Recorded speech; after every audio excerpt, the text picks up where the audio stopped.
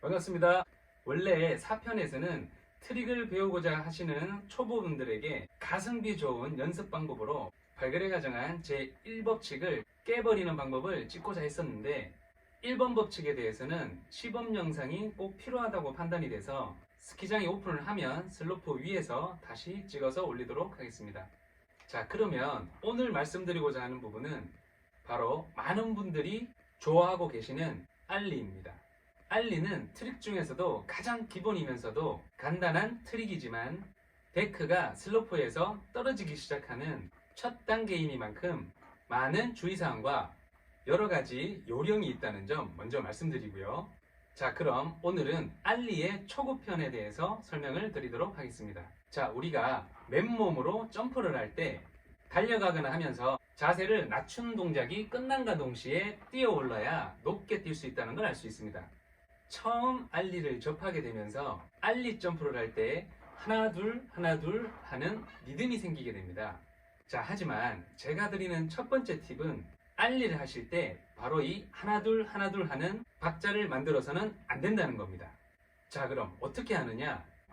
바로 하나 하면서 다운을 주었다면 뛰어 오를 때는 둘이 아니라 다시 하나가 되어야 한다는 것입니다.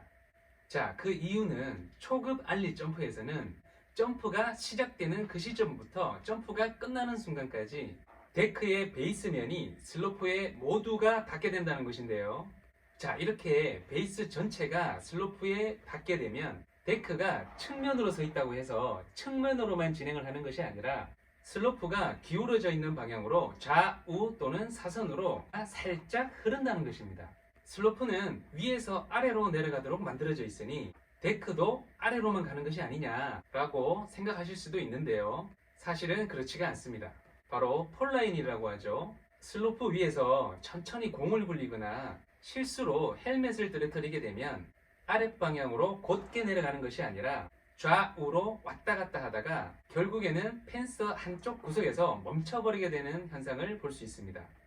자, 이처럼 슬로프 상단에서 아래를 자세히 내려다 보시면 여러 보드나 스키어들이 지나가면서 눈들이 뭉쳐져 있기도 하고 슬로프 구간이 조금 내려앉아 있기도 하면서 울퉁불퉁하면서 불규칙하게 경사들이 만들어져 있는 상태라는 것을 보시게 될 겁니다. 자, 이런 슬로프 상황에서 하나 하면서 다운을 줄 때 순간적으로 미끄러짐 현상 때문에 점프를 하고 난 다음 양팔로 날개짓을 해야 하는 상황들을 종종 보게 되는데요. 자, 그러면 나는 절대로 빨리 달리지 않겠다. 그리고 슬로프 상태가 가장 좋은 날에만 알리를 한 번씩 해보겠다라고 생각하신다면 하나 둘 하면서 박자를 타셔도 전혀 상관이 없습니다. 트릭은 잘하려고 하시는 분들보다 즐기기 위해서 하시는 분들의 부상이 훨씬 적다는 것을 봐왔기 때문에 즐기시는 게 최우선이다라는 말씀을 먼저 드리고요. 하지만 알리를 하면서 실패할 확률을 줄여나가고자 하신다면 바로 이 리듬감을 버리고 앉는 것이 하나였다면 다운을 준 그 자리에서 안정감이 생겼을 때 뛰어오를 것을 권해드리며 이는 둘이 아닌 다시 하나가 되어야 한다는 것입니다. 우리가 TV를 통해서 슬로프 스타일의 경기들을 보면 출전 선수들이 커다란 점프대에서 거침없이 점프를 하는 모습을 볼 수 있는데요. 세계적인 선수들이 커다란 점프대 끝부분에서 하나 둘 하면서 점프대를 뛰는 것이 아니라 점프대 진입 전부터 서서히 자세를 낮춰가다가 이렇게 다운이 끝난 상태에서 점프대 끝 지점에서는 다리를 펴주기만 하면서 둘이 아니라 새로운 하나의 느낌으로 점프를 하신다는 것을 보실 수가 있습니다. 이는 순간적인 다운에서 0점이 잡히기 전에 박자에 맞게 점프를 하게 되면 공중 자세가 불안해지는 점프가 된다는 것입니다. 그래서 이 박자를 버리는 것만으로도 알리를 하고 난 다음 양팔로 날개짓을 하는 현상을 조금씩 줄여갈 수 있다는 것이고 알리에서만큼은 앉으면 뛰어야 한다는 생각을 버리시는 게 좋다는 말씀을 드립니다. 자, 서론이 길었는데요. 이 부분을 이렇게 길게 말씀드리는 이유는 기존에 알리를 잘 하셨던 분이라고 하시더라도 슬로프 상태나 그날의 컨디션에 따라 알리가 잘 될 때도 있고 그렇지 않은 날도 있고 하시는 분들이라면 바로 앞서 말씀드린 부분으로 다시 돌아가서 되짚어 볼 필요가 있다는 말씀 드립니다. 자, 그러면 이제 알리를 연습하는 방법을 알려드리도록 하겠습니다. 알리 연습의 첫 번째 방법은 바로 다운입니다. 데크가 진행을 하고 있는 상태에서 자세 그대로 안정적인 다운을 하는 것이 첫 번째로 선행되어야 하고요. 그리고 두 번째가 체중의 이동입니다. 자, 이때의 체중 이동은 엉덩이와 상체가 함께 그대로 뒷발 쪽으로 이동이 되어야 한다는 것입니다. 이때 주의하셔야 할 점은 BBP 자세 그대로 다운이 되어야 하는데, 서 있는 상태부터 뒷발에 체중이 실리면서 이런 식으로 다운이 되게 되면 다운을 주기 시작함과 동시에 노즈 쪽에 체중이 실리지 않게 되면서 진행부터 불안한 자세가 될 수도 있습니다. 라이딩 중에 BBP 자세 그대로 다운을 먼저 준 다음 뒷발 쪽으로 체중 이동이 되어야 한다는 점 꼭 기억해 주시고요. 그리고 주의하셔야 할 점은 뒷발로 체중을 실어준다고 해서 진행하는 쪽 어깨가 들리시는 분들도 있는데, 어깨는 항상 수평을 유지하셔야 한다는 점도 함께 기억해 주시길 바랍니다. 자, 다운을 먼저 준 다음 데크가 직진을 안정적으로 하고 있다는 판단이 되었을 때 두 번째 자세인 골반과 상체를 뒷발 쪽으로 이동을 시키며 점프를 하셔야 됩니다. 물론 속도가 빠르지 않은 상태에서는 상체가 왔다 갔다 하셔도 상관은 없습니다. 보통 평지에서 연습을 하실 때 이렇게 연습들을 많이들 하십니다. 아이들이 사용하고 있는 침대 위라서 조금 작게 움직였으니까 요즘 양해 부탁드립니다. 자, 평지에서 이렇게 연습하시는 방법은 노즈와 테일의 탄성을 몸에 익히기 위해서 필요한 단계이지, 이 방법 그대로 슬로프에서 알리를 하시는 것은 권장하지는 않습니다.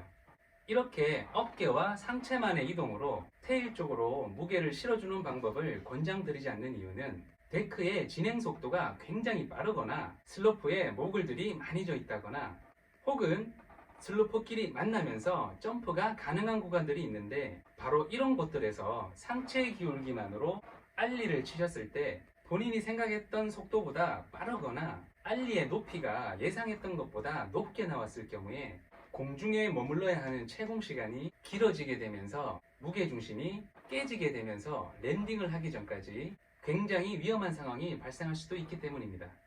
자, 알리를 시작하려고 하는 지금 그 어떤 스피드에서도 또 그 어떤 슬로프 상황에서도 안정적으로 몸을 띄워주기 위해서는 어깨의 각도가 틀어질 만큼 무리한 어깨만의 이동은 하지 않는 것이 좋다는 말씀 드립니다.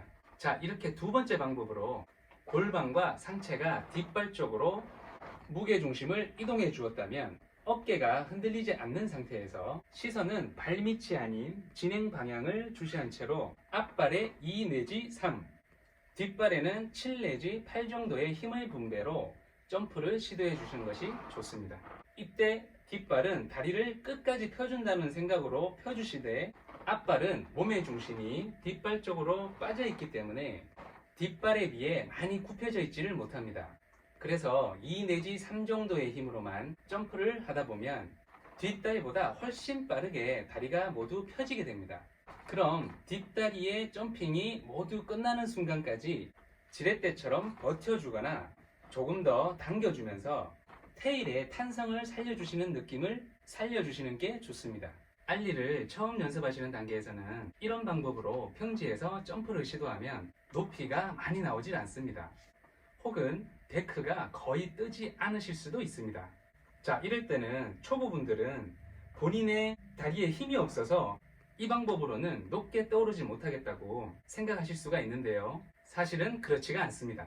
우리가 슬로프에서 진입을 하게 되면 평지에서 연습했던 것과 다르게 하단 쪽으로 이렇게 기울어지게 됩니다.